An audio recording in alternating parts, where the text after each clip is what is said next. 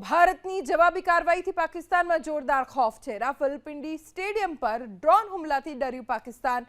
Pakistan super લીગની બાકી match યુએઈમાં યોજાશે તેવી પણ જાણકારી પ્રાપ્ત થઈ રહી છે।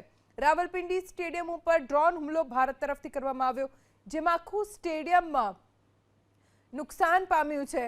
ડ્રોન હુમલાના કારણે હવે સ્ટેડિયમમાં મેચ રમાય તેવી શક્યતા નથી, એટલે પાકિસ્તાન સુપર લીગની બાકી મેચ યુએઈમાં યોજાશે।